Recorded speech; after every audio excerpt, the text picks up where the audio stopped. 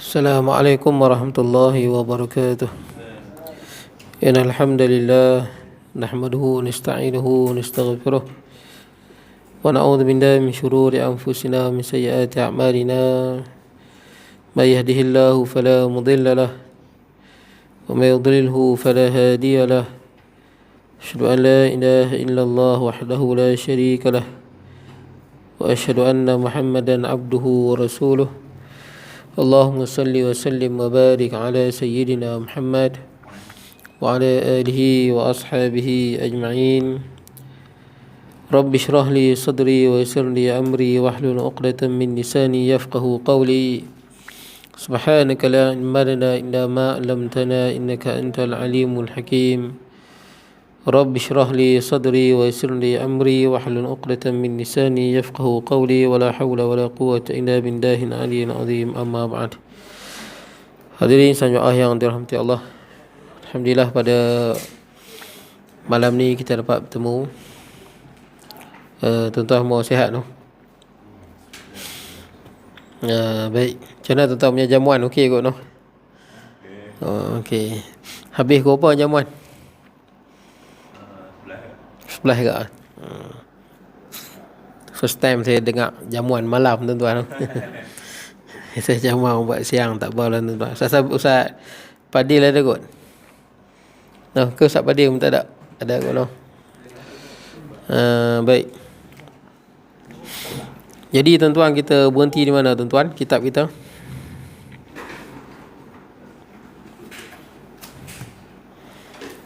yang saya tanda muka surat 18.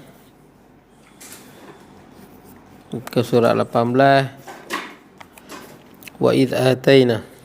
Di situ yang saya tandalah. Betul tuan-tuan?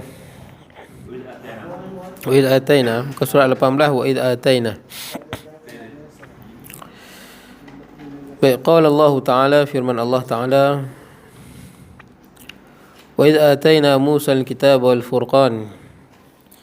Dan ketika kami datang akan Musa itu akan kitab Taurat dan Furqan, hukum.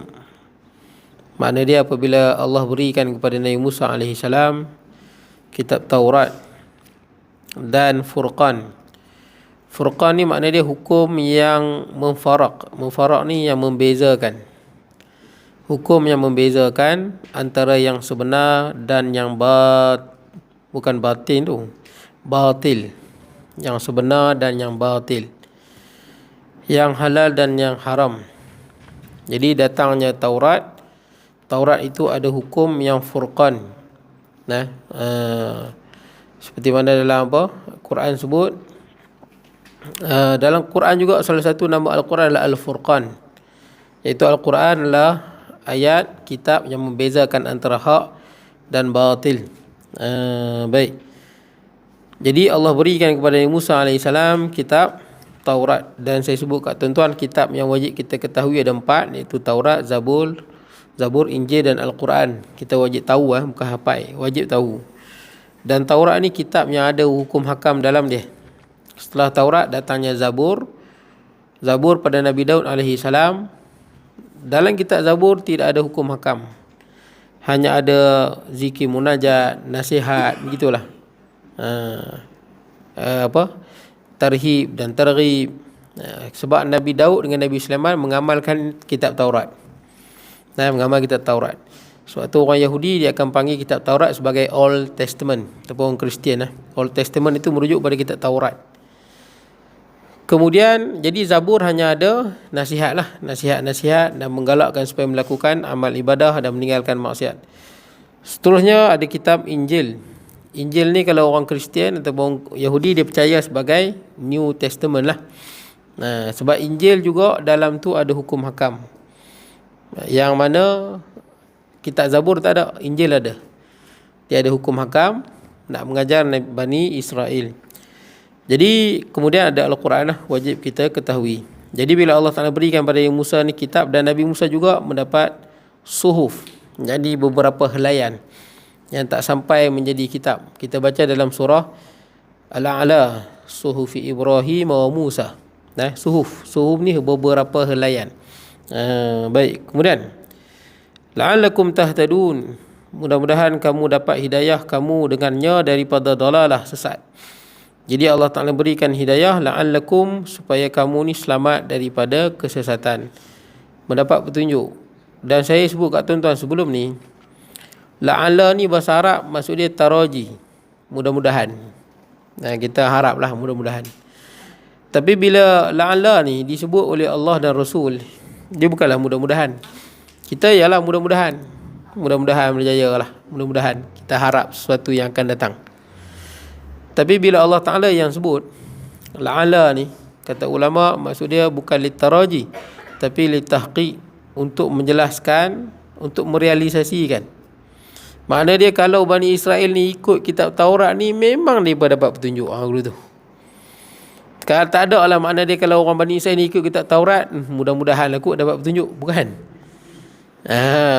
Macam kita lah, kita beritahu kat kawan kita, hang guna jalan ni sampailah kat tempat sekian, mudah-mudahan sampai. Kita sebut mudah-mudahan. Boleh jadi kat tengah jalan motor dia rosak ke, dia terjatuh dalam parit, dia tak sampai juga.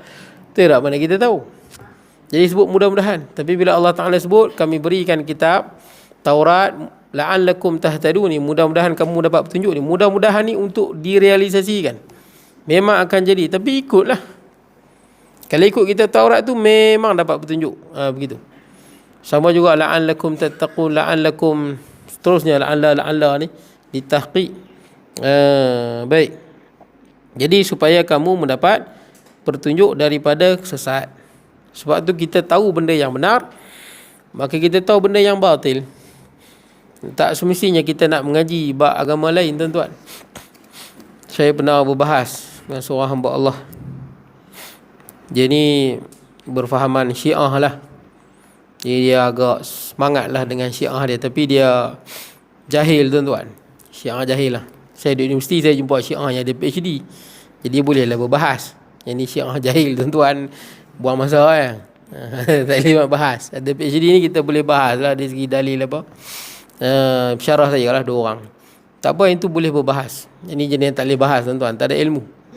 Jadi tuan-tuan, dia sebut kat saya. Dia kata, hang sebagai ahli sunnah ni, hang kata Syiah ni tak betul. Hang tak mengaji buat Syiah tak? Hang tak mengaji buat Syiah. Hang tak duduk dalam pasu Syiah. Hang duduk dalam pasu ahli sunnah. Sebab tu hang tak tahu. Logik dia lah. Saya kata kat dia, kita dah mengaji agama, Quran, sunnah, kata-kata ulama, ijma'. Kita ikut yang ni, sesat lagi ke? Saya tanya dia balik. Dia tercengang, tuan-tuan. Jadi tuan-tuan, kita ni nak tahu agama Hindu tu bukan agama yang benar. Adakah kita kena masuk Hindu dulu? Tuan-tuan, adakah kita kena masuk dulu apa? Yahudi dulu? Adakah kita kena masuk dulu agama Buddha dulu? Bukan. Kita kenal saja agama yang betul, kita akan tahu agama yang salah. Betul tak, tuan-tuan? Kita tahu manhaj yang betul. Bila lain pada manhaj tu, memang bukan dia. Itu cerita dia. Tak payah duk heran lah. Macam kita belajar ilmu, nak kenai emas lagu mana. Betul tak kan? Pakai alat apa. Kita belajar cara nak kenai emas cukup. Betul tak? Tak payah kita belajar cara tipu nak buat emas. Buat apa? Mailah emas tipu lagu mana pun, selagi mana kita pakar mengesan emas, kita tahu emas tu tipu. Begitu, tuan-tuan. Sama juga bila kita mengaji Islam, agama yang benar, kita ikut. Bila datang benda yang bercanggah, tuan-tuan, kita ruh Islam, asas-asas Islam, kita tahu benda ni salah. Begitu, tuan-tuan. Jadi tuan-tuan, mudah-mudahan mendapat tunjuk daripada kesesatan. Kita tak perlu terjun dalam kesesatan pun. Mengaji benda yang benar, maka kita akan nampak kesesatan itu. Kita tahu ini sesat, ini salah, ini bercanggah bila kita ada ilmu. Baik, kemudian wa idh qala Musa liqaumih, dan ketika berkata Nabi Musa bagi kaumnya yang menyembah Ijil. Ijil ni anak lembu lah. Anak lembu. Nabi Musa berkata kepada kaumnya yang menyembah anak lembu, yang saya sebut kat tuan-tuan sebelum ni. Anak lembu yang disembah ini adalah anak lembu daripada emas, yang dibuat oleh siapa, tuan-tuan? Musa bin Zafar. Musa bin Zafar ni banyak pandangan ulama. Ada yang kata dia ni daripada Bani Israel. Ini pandangan yang masyhur. Dia ni Bani Israel, sama dengan Nabi Musa AS, anak cucu Nabi Yaqub AS. Dia ni daripada Bani Israel. Ada pandangan dia kata bukan, dia ni daripada suku lain. Banyak pandangan. Ala kulli hal, yang paling kuatnya dia ni daripada Bani Israel juga. Cuma beza di antara Nabi Musa bin Imran, Nabi Musa bin Imran. Dia Musa bin Zafar. Ceritanya apabila Nabi Musa alaihi salam mak dia letak dalam bekas tu, letak dalam sungai Nil, masuk dalam istana Firaun belah kan. Yang Musa Samiri ni, Musa bin Zafar ni, mak dia tinggal dalam gua. Waktu Firaun nak bunuh, tak tahu nak letak mana, tinggal dalam gua. Maka Allah kesian, Allah Azza wa Jalla kesian tengok dia. Maka Allah utuskan Jibril bela dia, asuh dia. Jadi dia kenal Jibril. Jibril bela dia dalam rupa manusia, bukan dalam rupa Jibril yang sebenar. Jibril besar tuan-tuan, mana boleh duduk atas bumi ni, besar. Jadi dalam rupa manusia Jibril bela dia. Kemudian dipendekkan cerita, dia ni beriman. Musa Samiri ni, ataupun Musa bin Zafar ni, yang terkenal dengan Musa Samiri ni, dia beriman. Dia pengikut Nabi Musa alaihi salam, dia beriman. Yang jadi karutnya, ketika mana Nabi Musa alaihi salam dengan pengikut dia nak lintah Laut Merah, maka Nabi Musa dengan Jibril alaihi salam duduk di depan. Jibril dalam rupa manusia dan naik kuda dia. Baik. Jadi bila naik Jibril naik kuda dia dan Nabi Musa naik kuda dia, kemudian dia duduk depan. Orang tak kenal itu Jibril. Nama kuda Jibril ni adalah Haizun. Haizun nama kuda dia. Jadi orang tak kenal itu Musa, yang tak kenal itu Jibril. Tapi siapa kenal? Samiri kenal. Pasal itu bela dia waktu kecil. Samiri perasan.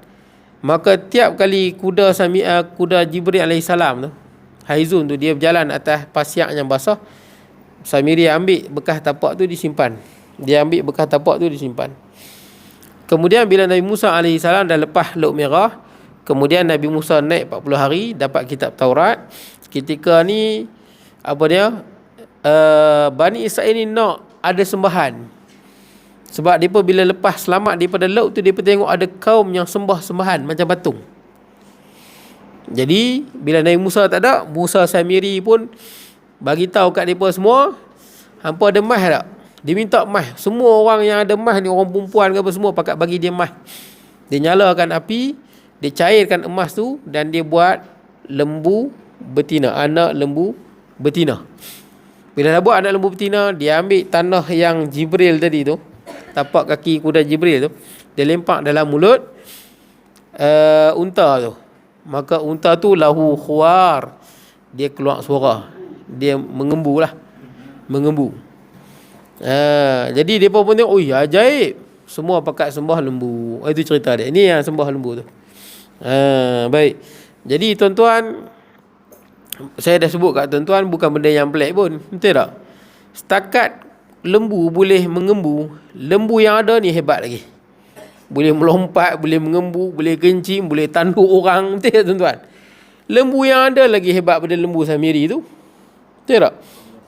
Tapi itulah manusia, bila tengok benda yang ajaib sikit, kita dah teruja. Sedangkan ciptaan Allah keliling kita jauh lebih hebat. Baik. Kemudian, jadi Nabi Musa berkata pada kaum dia, dikatakan ramai tuan-tuan. Ada sebagai riwayat mengatakan mereka ni ada sampai 70,000.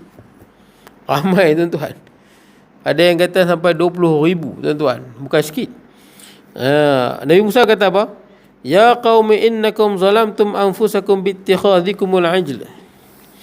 Hai kaum aku, bahawa kamu telah zalim kamu akan diri kamu dengan sebab mengambil kamu akan ijil, itu sembah perbuatan Tuhanmu. Ijil ni anak lembu tuan, ijil, anak lembu. Jadi wahai kaumku, kamu telah zalim akan diri kamu. Jadi zalim ni ada dua lah. Satu zalim pada diri kita, satu lagi zalim pada orang lain. Sebab tu dalam Quran sebut innasyirka lazulmun azim. Pelik tuan-tuan, sahabat pelik dengan ayat ni. Sesungguhnya syirik itu kezaliman yang besar. Sahabat pelik, syirik itu zalim. Dalam surah Luqman kan, sesungguhnya syirik itu kezaliman yang besar. Orang pelik, kenapa syirik ni zalim? Adakah orang buat zalim itu dia syirik, keluar Islam? Jadi tuan-tuan, tak, Nabi pun jelaskan, orang yang buat syirik, dia zalim pada diri dia. Siapa yang syirik, dia mencampakkan dirinya dalam neraka selama-lamanya. Siapa yang syirik pada Allah, dia telah mencampakkan dirinya dalam neraka selama-lamanya. Dia zalim pada diri dia sendiri. Itulah kezaliman paling besar seseorang pada dirinya, dia syirikkan Tuhan. Itulah kezaliman yang paling besar. Baik, sebab tu dalam hadis Nabi SAW sabda, kullu nas yaghdu, semua manusia ini berpagi-pagi. Panjang hadis dia, saya ambil yang hujung dia. Semua manusia ini berpagi-pagi, semua bangun pagi. Saya bangun pagi, tuan-tuan bangun pagi. Pagi tadi saya bangun, esok pagi saya bangun, tuan-tuan pun sama. Betul tak? Semua manusia berpagi-pagi. Faba'u nafsiha, maka dia menjual diri dia, memperdagangkan diri dia. Saya, tuan-tuan, kita memperdagangkan diri kita. Famu'tiquha au mubiquha, sama ada dia nak membebaskan dirinya ataupun dia mencelakakan dirinya. Makna dia apa? Kalau kita taat pada Allah, jauh maksiat, kita bebaskan diri kita daripada dosa, bebaskan diri kita daripada azab Allah. Tapi siapa yang pagi tadi sampai sekarang dia buat dosa, dia tak semayang, tidak, dia buat macam-macam maksiat, dia telah menjahanamkan diri dia ataupun telah melemparkan dirinya ke dalam lembah neraka. Begitu, tuan-tuan. Jadi zalim di sini, tuan-tuan, zalim dengan melakukan perbuatan yang merosakkan diri kita. Itu zalim. Satu lagi zalim kat orang, tuan-tuan. Zalim kat orang apa-apalah, termasuk zalim pada haiwan dan sebagainya, meletakkan sesuatu pada bukan tempatnya. Baik. Jadi disebut sini, wahai kaumku, wahai bahawa kamu telah zalim kamu akan diri kamu dengan sebab mengambil kamu akan anak lembu itu sebab sembah perbuat Tuhanmu, dipersembah sebagai Tuhan. Fatubu ila bari'ikum, maka hendaklah taubat kamu kepada Tuhan yang menjadikan kamu daripada sembah ijil itu. Fatubu ni taubatlah. Taubatlah kamu. Ditulis ni, taubatlah kamu. Taubat ni apa makna taubat? Taubat, taba yatubu taubatan. Taba yatubu tub taubatan. Taba maksud dia kembali. Boleh lah. Yatubu taubatan. Yatubu sedang kembalilah. Kita kata taubat kepada Allah, kembalilah pada Allah, itu makna dia.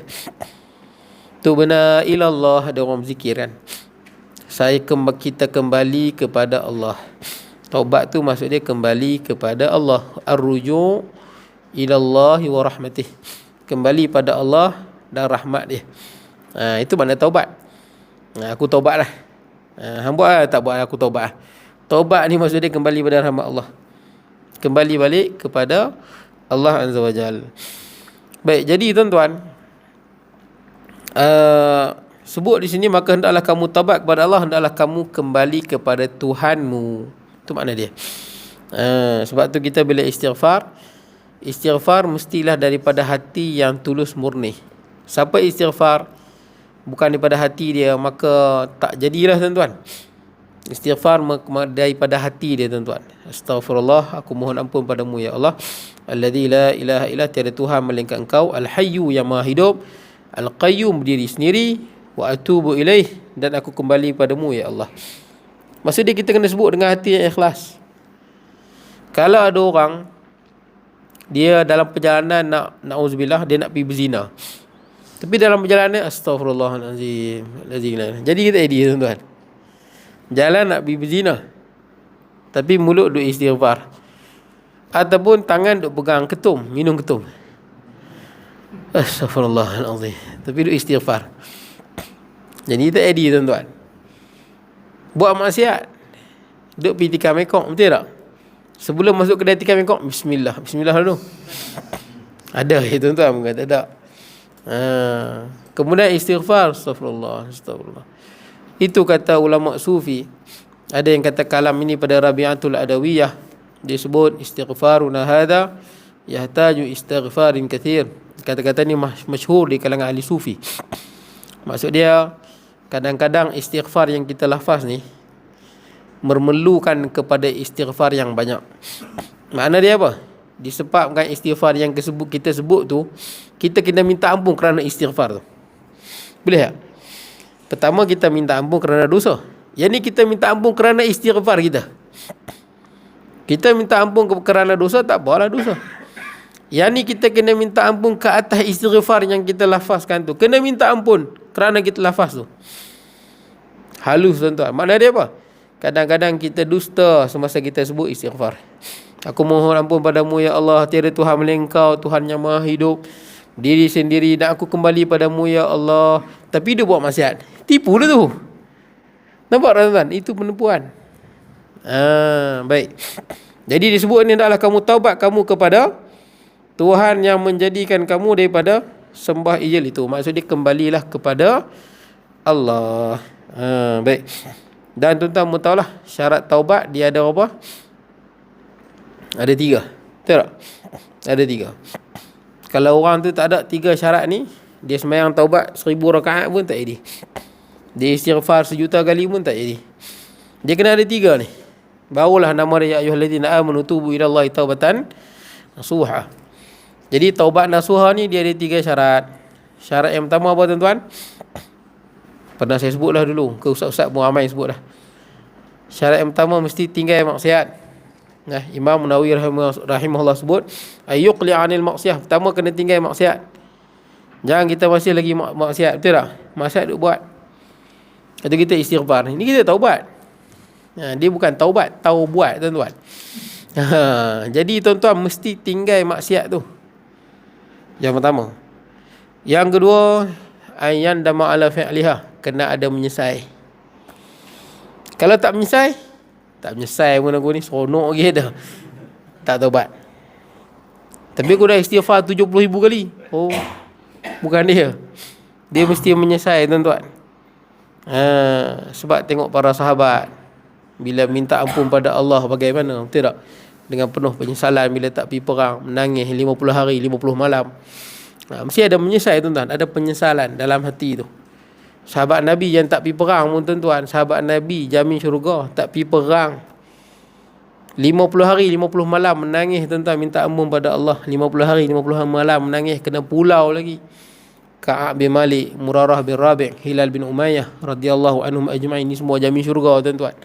Dah 50 hari barulah wa 'ala thalathati alladhina khulifu hatta daqat 'alaikumul ardu bima rahabat.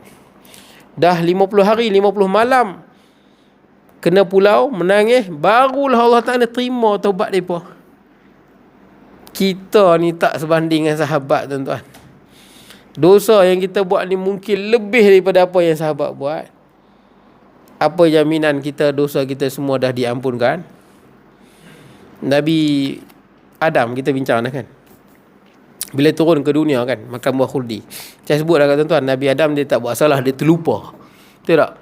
Dia lupa. Dalam Quran sebut fanasiya walam najid lahu azma, dia lupa.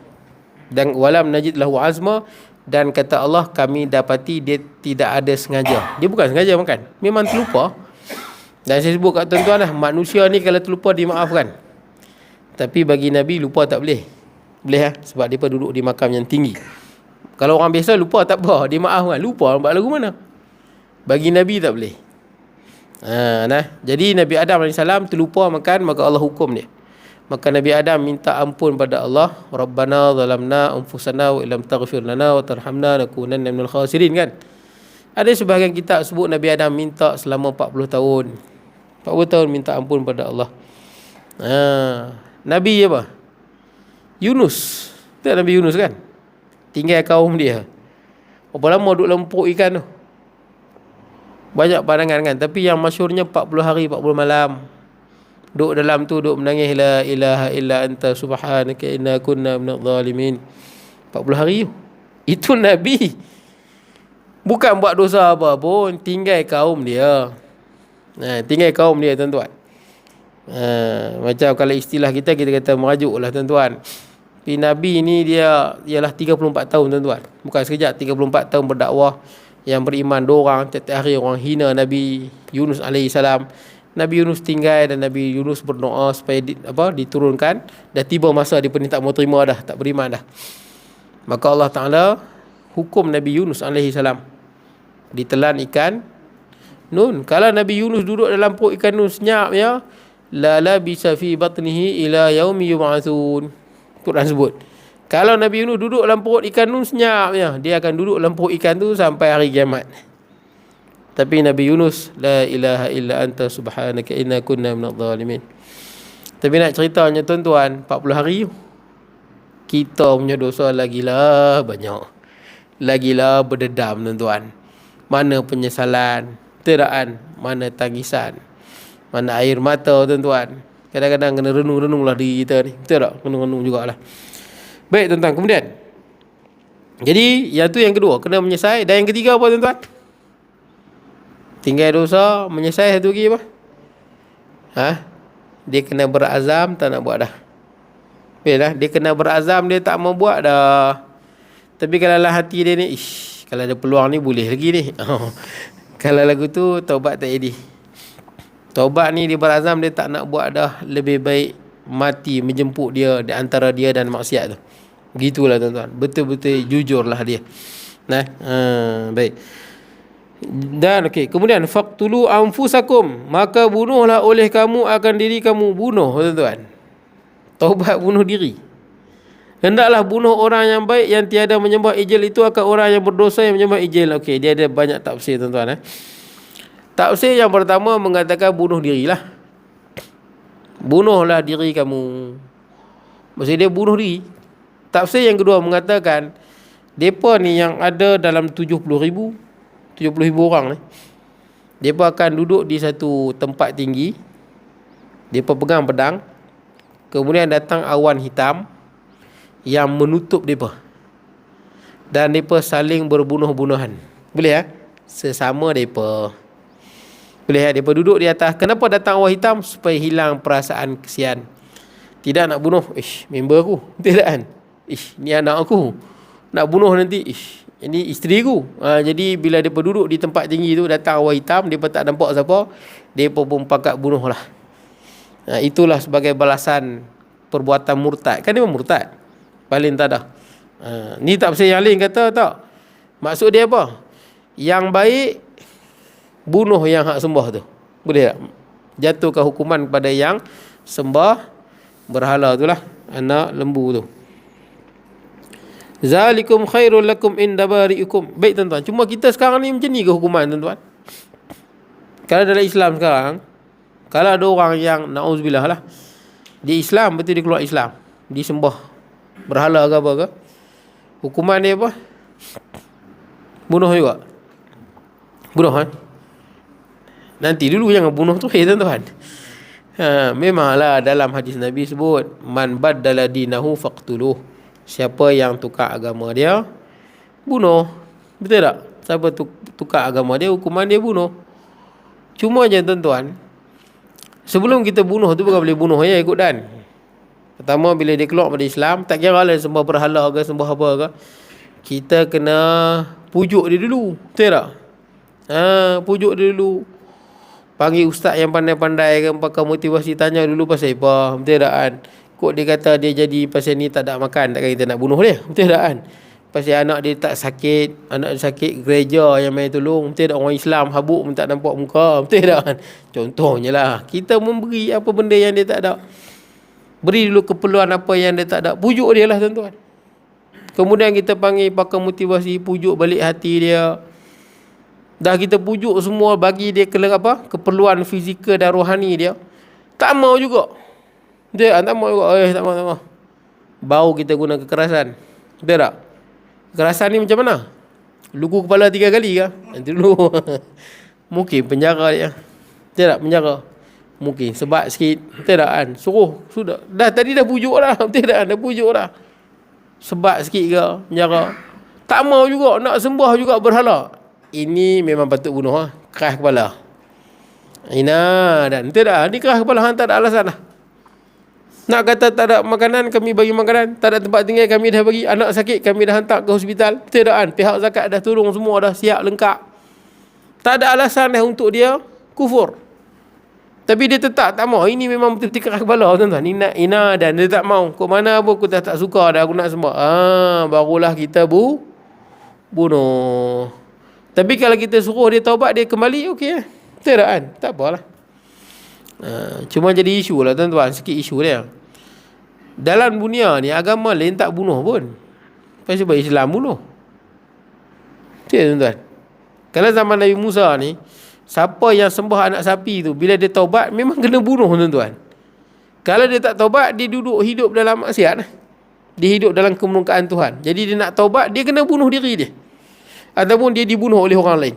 Ataupun saling berbunuhan sama mereka. Ada tafsir di situ. Kalau kita Islam ada rahmat, siapa yang dah murtad, dia boleh mengucap balik kembali pada Islam. Cuma rugilah, amal ibadah dia batal semua. Betul tak? Kalau 60 tahun tu dia dah pergi haji 20 kali, bina masjid dah 200 masjid dia buat, rumah anak yatim dah 2000 dia buat, tiba-tiba umur 60 dia sebut perkataan kufur ataupun dia sembah Tuhan lain, maka segala ibadah dia 60 tahun hilang semua. Dosa tak hilang, amal ibadah hilang semua. Petang dia kufur, pagi esok mengucap balik. Yang tak bawa mengucap, tapi amal ibadah tak ada. Start balik. Boleh lah. Start balik lah. Rugi lah tuan-tuan. Dosa 60 tahun ada, pahala hilang langsung. Start baliklah beribadah. Itu bahaya tuan-tuan.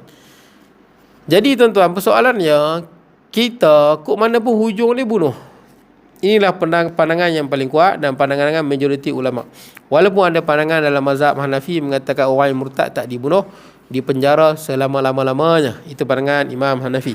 Tapi majoriti ulama kata orang yang murtad dah kita pujuk macam tadi tu, hukum dia bunuh. Ada juga pandangan ulama mengatakan, ada pandangan lain lagi lah, tak dibunuh tapi ditakzir dan sebagainya. Tak apa tuan-tuan. Tapi majoriti lah pasal berbunuh. Nabi sebut man baddala dinahu faqtuluh. Siapa tukar agama dia maka dia dibunuh. Sedangkan dalam Quran kata la ikrah fid din, tidak ada paksaan dalam beragama. Pasal apa orang Kristian masuk Islam, tak ada orang Kristian nak pergi sembelih dia. Kenapa ada orang agama Hindu masuk Islam tak ada kena bunuh? Walaupun ada dalam mazhab agama Hindu yang bunuh, ada tuan-tuan. Bukan tak ada, ada. Yang mana kalau sebahagian orang Hindu masuk Islam, dia pergi bunuh. Ada tuan-tuan. Dan memang ada juga di Malaysia, tapi kita tak boleh sebutlah sebab takut jadi krisis tuan-tuan. Memang ada juga yang masuk Islam kemudian dia dibunuh. Ada tuan-tuan, keluarga dia bunuh dia. Sebab apa? Sebab dalam mazhab dia tu begitulah. Siapa yang keluar pada agama maka dia kena bunuh lah. Dia ada pegangan begitu. Bukan semua Hindu sebahagian mazhab. Hindu ni pun dia macam-macam mazhab dia ada. Jadi tuan-tuan, boleh senang kata seluruh dunia ni, kalau orang tu keluar agama dia tak kena bunuh, tapi Islam kena bunuh. Macam mana nak buat tuan-tuan? Islam kena bunuh. Sedangkan Islam kata tidak ada paksaan dalam beragama. Macam mana nak jawab tuan-tuan? Apa dia? Untuk menghentikan maksiat. Untuk menghentikan maksiat tu. Isu ni tuan-tuan, orang bukan Islam lah. Untuk kita boleh jawab begitu. Tapi orang bukan Islam, betul tak? Orang bukan Islam maksiat apa? Betul tak kan? Kami rasa kami betul tak kan? Bagi orang yang non-Muslim, bagi dia Kristian lah betul, bagi dia Hindu lah betul, bagi dia Buddha lah betul. Itu pegangan dia. Tidak, dia tak akan beragama begitu pasal dia sangka itu betul. Persoalannya dia bertimbulkan, kenapa orang Buddha, orang Kristian masuk Islam tak kena bunuh dalam agama Kristian dengan Buddha, tapi kenapa orang Islam bila keluar Islam kena bunuh? Boleh no? Kita nak kata untuk menghentikan kejahatan. Kejahatan apa? Dia bukan kacau orang. Contohnya lah, dia berfikir. Okey, jawapan ni tuan-tuan begini. Jawapan kita lah. Yang pertama tuan-tuan, saya nak tanya tuan-tuan, orang yang treason kita panggil orang yang khianat, belok pada negara dia, hukuman dia apa? Pemelot. Tak kira lah mana-mana negara pun. Kalau dia keluar pada negara tu, dia bocor rahsia negara tu. Dia keluar pada Rusia, dia bocor rahsia Rusia. Dia keluar daripada China, dia bocor rahsia China. Keluar pada Malaysia, dia bocor segala ketenteraan kita ke apa ke. Tentu apa hukuman orang yang belok pada negara? Seluruh dunia bunuh. Memang tak simpan tuan-tuan. Memang pembelok hukum dia bunuh. Dalam Islam pun bunuh. Treason hukum dia bunuh. No mercy, tak ada belas kasihan. Sebab tuan-tuan bayangkan kalau ada orang keluar pada Malaysia, dia bongkarkan, dia bagi senarai nama SB. Kita ada SB luar negara. Mesti ada. Nak jaga keamanan Malaysia, betul? Dia keluar habis ni nama-nama SB. Ni nama SB yang ada kat negara China. Matilah SB tu. Ini nama kita punya ejen dekat negara ni. Bongkarkan habis nama SB. bongkarkan kekuatan tentera kita, laut, udara, betul tak? Kat mana perlu mandu, kat mana kita punya sistem pertahanan elektronik, bom mana dulu. Disebabkan dia bocor rahsia ni, umat Malaysia yang duduk di Malaysia yang ada 34 juta dalam bahaya. Musuh boleh serang dalam sekelip mata, habis semua. Betul tak? Dia bom habis pusat-pusat strategik, habis semua. Jadi tuan-tuan, kerana dia bocorkan rahsia, seluruh kita dalam bahaya. Memang treason tuan-tuan, tanyalah mana negara pun, treason hukum dia mati. No mercy. Minta maaf tak minta maaf, mati. Sebab perbuatan yang hang buat ni memang sangat teruk. Tak apalah tuan-tuan. Sama juga orang yang masuk Islam. Sebab tu orang masuk Islam, sebelum masuk Islam, tuan-tuan tengok, orang akan tanya dulu, betul tak? Hang masuk Islam ni kena paksa tak? Pasal tak? Tuan-tuan tengok, dia kena naik ke mana-mana, dia akan tanya dulu, takut orang paksa. Masuk Islam ni kena paksa tak? Ni nak masuk Islam ni kena ugut tak? Pasal apa nak masuk Islam? Adakah pada hati yang tulus murni? Tanya dulu. Bila disebut dia tak dipaksa, dia tak diugut, bukan kerana kesesakan hidup dia ke apa ke, memang daripada hati murni dia, baru mengucap. Tuan-tuan tengok, mengucap itu adalah ikrar aku setia. Boleh tuan-tuan? Pada apa? Pada Islam dan umat dia. Sebab umat Islam dulu tuan-tuan tidak ada citizenship, mana ada. Betul tak? Orang panggil apa? Kerakyatan. Seluruh negara umat Islam, kerakyatan dia adalah Islam. Dulu ada Daulah Abbasiyah, Daulah Umayyah, mana ada kad penalan tuan-tuan. Bila kita Islam saja, layak kalau miskin berhak menerima zakat. Kaya kena keluar zakat, tak kena jizyah. Itu kad penalan ni adalah Muslim, tiket dia. Tiket dia adalah Muslim. Masuk dalam sistem umat Islam, betul tak? Berhak sakit kena pergi ziarah, mati kita kena solatkan, betul tak? Kena kuburkan dia. Masuk dalam sistem umat Islam. Tak boleh kita biar mati lagu tu tuan-tuan. Kita kena uruskan dia bila nama dia Islam. Sebab tu bila dia mengucap, dia kata apa? Aku saksi, betul tak? Saya tak tahu, aku ada agama lain yang naik 2 kalimah syahadah, saya tak tahu. Islam ada, betul tak tuan-tuan? Islam ada. Dia kena bersaksi. Itu akur, janji setia tuan-tuan. Orang yang cabut dia punya janji setia, dia belot lah, dia murtad. Dia dah ungkap perkataan tuan-tuan, janji setia pada Islam, aku bersaksi tiada Tuhan melainkan Allah. Dia nak saksi sendiri. Ini aku janji setia, dan aku nak saksi Muhammad itu pesuruh Allah. Ni janji setia pada Islam dan umat dia. Tiba-tiba hampir cabut. Boleh lah. Mana dia hampir belok pada Islam. Han dusta atas penyaksian hang. Jadi hukum dia apa? Padan lah, kena bunuh. Tapi bukan kita bunuh terus ni. Saya ada sebut tadi kat tuan-tuan, ada dia punya flow lah. Sampai tahap barulah kita bunuh dia. Baik tuan-tuan, kemudian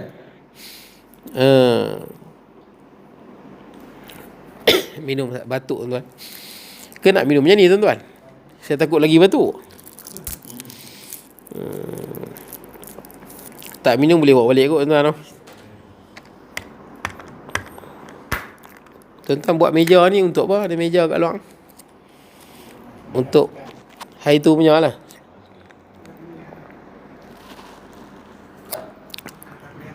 Ada makan ke? Malam ni pun ada makan tu.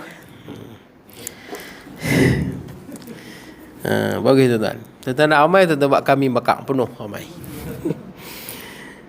Saya orang panggil jamuan raya. Saya tak sempat nak mai tuan-tuan. Saya ada tanda retas. Kalau ni retas banyak, saya minta maaf lah, saya tak boleh mai. Retas soalan pun banyak tak selesai lagi tuan-tuan. Nak kena selesai sebelum cuti. Saya ingat tak ada lagi lah masjid surau yang saya sempat pergi lah tuan-tuan.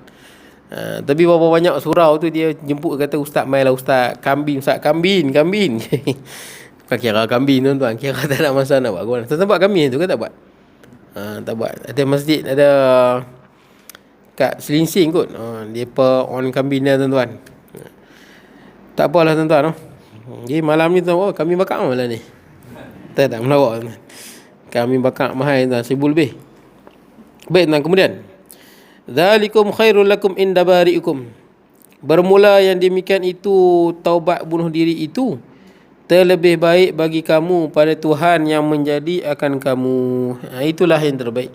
Inilah hukuman mereka. Jadi mereka yang 70,000 ni tuan-tuan, mereka saling berbunuh-bunuhan, mereka masuk syurga lah.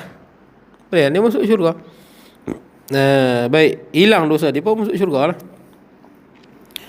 Kemudian, pada Tuhan yang menjadi akan kamu, maka memberi taufik ia akan kamu bagi kerja yang demikian itu. Taufik tuan-tuan. Taufik ni maksudnya bimbingan Allah. So kita sebutkan wabil taufiq wal hidayah. Assalamualaikum. Taufik dan hidayah ni apa? Hidayah petunjuk. Maksudnya kita dapat tahu ini yang betul, ini yang salah. Hidayah saja tak cukup, kena ada taufik. Contoh, kita mengaji, main masjid, kita tahu ustaz mengatakan sembahyang duha kelebihannya sekian dan sekian, banyak kelebihannya. Itu hidayah. Kita dapat petunjuk, betul tak? Oh, sembahyang duha ni banyak kelebihan. Taufik ni macam mana? Taufik ni bimbingan Allah.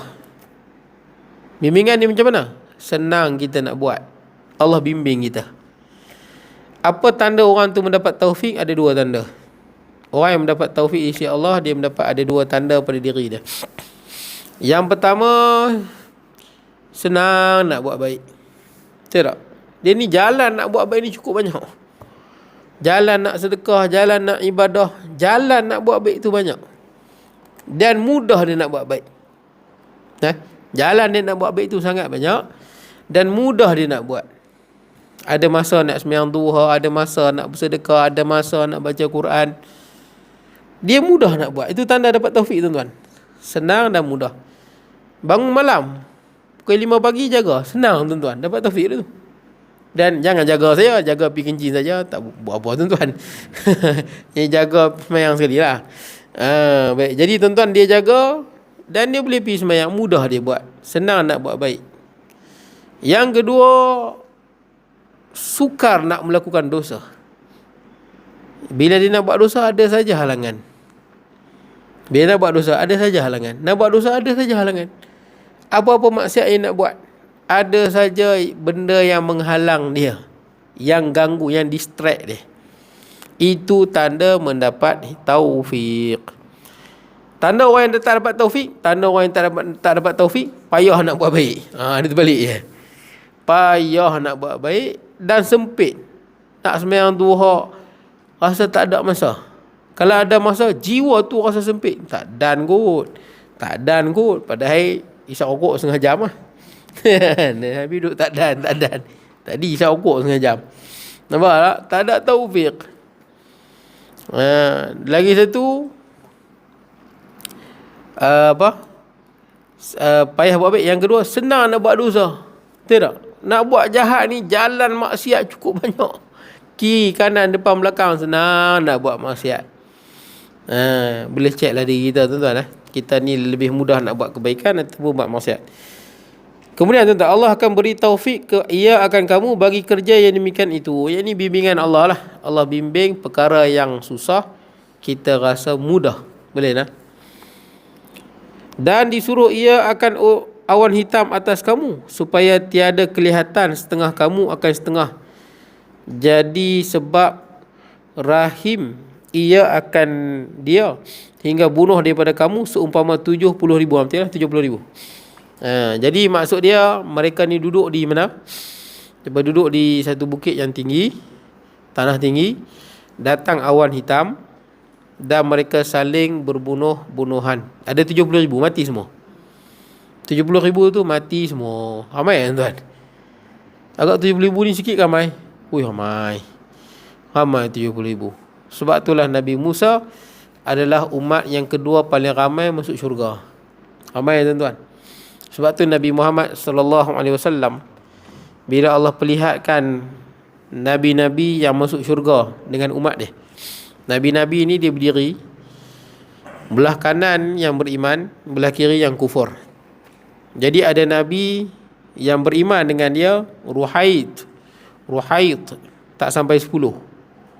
Maksudnya umat dia ada berpuluh-puluh ribu, yang beriman tak sampai 10. Ada nabi yang Nabi tengok di padang mahsyar tu, ni Allah perlihatkan pada Nabi SAW. Nabi duduk kat dunia tapi Allah perlihatkan. Ini benda yang di luar akal kita lah tuan-tuan, betul tak? Mata kita nampak yang zahir je. Allah boleh buka hijab, tengok benda yang lebih hebat, yang menjangkau masa tuan-tuan. Ada nabi yang Nabi SAW tengok, yang beriman dengan dia 2 orang 2-3 orang Yang lain semua kufur. Puluh-puluh ribu semua kufur. Yang beriman 2-3 orang. Ada Nabi yang Nabi Muhammad SAW tengok, dia seorang ya. Umat dia semua tak beriman. Ada tuan-tuan. Ada Nabi yang berdakwah, habuk sekupang pun umat dia tak beriman, tuan-tuan. Sekupang pun tak beriman. Betapa tabahnya Nabi, tuan-tuan. Dia berdiri seorang dia aja. Umat dia semua tak beriman. Tiba-tiba Nabi SAW tengok di sebelah ufuk, subhanallah, ufuk ni belah. Kita tengok belah ni lah, tuan-tuan. Macam ni belah apa? Timur contohnya lah, kanan kiri kan, ataupun timur barat. Ufuk ni Nabi tengok sebelah ufuk ni nampak hitamnya, sawadun azim, punya ramai, tuan-tuan. Sampai Nabi fadarantu annahu ummati. Nabi ingatkan yang penuh ufuk ni, Nabi sangka inilah umatku. Pasal ramai, seramai-ramainya, ramai sungguh, tuan-tuan. Penuh ufuk ni, Nabi sangka ni umatku. Kemudian dikatakan pada Nabi SAW, faqil innahu Musa wa ummatah. Ini bukan umatmu, ini umat Musa alaihi salam dan umatnya. Musa dan umatnya. Ramai tak, tuan-tuan? Ramai. Nabi Musa adalah pengikut nombor 2 teramai masuk syurga setelah Nabi Muhammad SAW. Penuh ufuk, tuan-tuan. Sampai Nabi sangka itulah umat Nabi Muhammad SAW. Kemudian Allah Ta'ala kata pada Nabi SAW, unzur ila ufuqil akhar. Tengok ufuk yang lain. Tengok belah ni penuh. Tengok belah ni penuh. Tengok umat ni dia berufuk-ufuk. Belah ni ramai, belah ni ramai, belah ni ramai. Barulah Allah Ta'ala berfirman, hadza ummatuka. Inilah umatmu. Kitalah yang paling ramai masuk syurga, berpuluh-puluh kali ganda lebih ramai pada umat Nabi Musa. Jadi tuan-tuan kata yang umat Nabi Musa ni 70,000 yang saling berbunuhan, 70,000, tuan-tuan. Tapi umat Nabi Musa yang masuk syurga, tapi 70,000 ni masuk syurga pasal mereka taubat. 70,000 ni pun masuk syurga sebab mereka bertaubat daripada dosa mereka. Jadi 70,000 ni kira sebahagian kecil lah daripada umat Nabi Musa yang tersangat-sangat ramai masuk syurga. Boleh lah. Umat Nabi Muhammad berpuluh-puluh, mungkin ratus kali ganda lebih banyak pada umat Nabi Musa alaihi salam. Umat kita, tuan-tuan, insya-Allah kita termasuk dalam yang ramai-ramai itulah yang Nabi SAW tengok. Kemudian Nabi berkata, dan Allah berfirman, kata Allah, wa ma'ahum sab'una alfan yadkhuluna al-jannah bighairi hisab wala azab. Dan umat Nabi Muhammad SAW yang ramai-ramai ni, yang ada tak tahu apa juta bilion ni, tuan-tuan, kata malaikat ataupun Allah Azza wa Jalla dalam hadis Nabi, disebutkan pada Nabi, dalam umat Nabi ni ada 70,000 yang masuk syurga tak kena hisab, tak kena azab. Tak ramai, tuan-tuan, 70,000 daripada zaman Nabi SAW, daripada Sayyidina Abu Bakar, Umar, Osman ni, sampailah hari kiamat nanti tu, umat Nabi Muhammad yang masuk syurga tu ada 70,000 ni lain daripada yang lain. Dia special, tuan-tuan. Hak 70,000 ni dia lain daripada lain. Dia masuk syurga tapi dia lebih hebat berbanding yang lain. Tak ramai, tuan, 70,000 Kuota dia 70,000 masuk syurga tak kena azab, tak kena hisab. Maka sahabat Nabi pun bangun masuk rumah. Sahabat duk bincang, siapa dia? Siapa dia 70,000 ni? Sahabat Nabi pun lebih. Sahabat Nabi ada 114,000. Yang ni 70,000 Sahabat Nabi 114,000. Jadi bincang, ada sahabat kata mungkin kita lah kot yang bersahabat dengan Nabi. Ada yang kata mungkin anak cucu kita lah yang lahir-lahir dah Islam. Sahabat Nabi kan kebanyakannya sebelumnya belum Islam, masuk Islam. Boleh jadi anak-anak kita yang lahir-lahir dah Islam. Banyak pandangan. Ada yang kata macam ni. Nabi keluar balik pada rumah isteri dia, kan dekat dengan masjid kan, tepi masjid. Nabi tanya, sembang buat apa kan? Maka sahabat pun bagi tahu, bincang bab siapa hak 70,000 yang special banding yang lain. Dah ramai masuk syurga, hak 70,000 ni lain, tuan-tuan. Dia memang lain. Bila masuk dalam syurga, depa ni lain daripada yang lain. Best of the best lah, tuan-tuan, kita kata. Mungkin best of the best, tuan-tuan. Begitulah. Dia dah banyak best ni. Yang 70,000 ni yang paling best. The bestest orang panggil kan. The bestest. The bestest. Paling bagus. Siapa dia 70,000 ni? Sehingga kan ada di kalangan sahabat pun bukan semua sahabat yang dapat. Maka Nabi SAW pun bagi tahu hak 70,000 ni. Tuan-tuan nak masuk ke nak masuk, terpulang kat tuan-tuan lah. Tuan-tuan nak masuk ke tak masuk, saya tak tahulah tuan-tuan. Tapi saya tengok muka saya dalam cermin ni macam tak ada harapan. Tapi saya tak tahulah kok tuan-tuan balik rumah ni, tuan-tuan tengok muka tuan-tuan dalam cermin, aku ada harapan kot. Mana saya tahu. Tuan-tuan rasa macam ada harapan. Tak apalah, boleh jadilah. Kita cubalah tuan-tuan.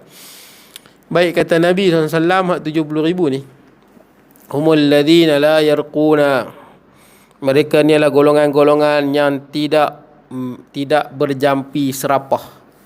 Jampi serapah ni jampi serapah yang bercanggah dengan Islam Jampi serapah jahiliyah. Tuan-tuan kalau pergi tok bomoh, dengar dia baca benda yang tak faham, jaga-jaga, takut disebut pemujaan, dipanggil jin, syaitan dan sebagainya. Kalau disebut benda walaupun dalam bahasa Melayu ke tuan-tuan, dalam bahasa Banjar ke Jawa, tapi sebutan tu bagus, tak apa tuan-tuan. Ini kita panggil ruqa jahiliyah, jampi serapah jahiliyah. Dia panggil nama jin, syaitan, jembalang tanah. Kita tengok dia pernah beli kan, hai mambang tanah, mambang api, mambang air, apa semua tu. Mambang apa? Mabuk minum brandy. Contohlah tuan-tuan. Hak yang tu tak boleh. Hak yang tu memang jelas ruqa jahiliyah. Kalau suruh orang mambang semangat, ini memang tak boleh. Nabi sebut yang pertama, mereka ni tak jampi serapah. Kalau baca Fatihah tak apa, betul tak? Selawat tak apa, selawat syifa tak apa. Doa dalam bahasa apa-apa bahasa Inggeris ke, tapi selagi mana berdoa pada Allah, tak apa. Ni jampi serapah yang bercanggah dengan Islam. Jangan pi pada tok bomoh, kita tak tahu dia baca apa. Takut nanti dia bubuh jin. Betul tak? Banyak orang kadang-kadang dia dah okey sikit, pergi kat bomoh ni tinggal sekok jin kat dia. Betul ya tuan? Jadi lagi sakit dia. Baik, ada cerita kat kampung saya tu, bini dia lawa. Bini lawa, sakit sikit pergi bomoh. Bomoh ni gatai. Kok ada bomoh dalam ni, saya minta maaf tuan-tuan. Ada bomoh ke, angkat tangan bomoh. Tak ada kono. Tapi ni bomoh ada banyak baik. Saya ada je adik-beradik bomoh apa semua ni.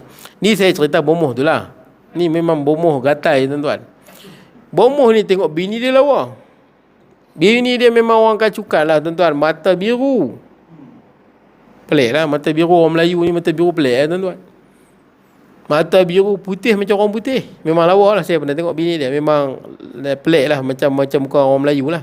Saya tak tahulah kok mak dia dulu kacuk dengan mana-mana ke. Lawa lah, tak apalah, tu bini dia lah. Lawa lah, bini dia sakit sikit jumpa bomoh. Bomoh tu nak dengan bini dia. Bomoh tu jampi bini dia, bagi cerai dengan dia. Memang boleh pun, sihir. Dalam Quran, antara sihir yang pertama di atas muka bumi ni, ma yufarriquna bihi bainal mar'i wa zawjih.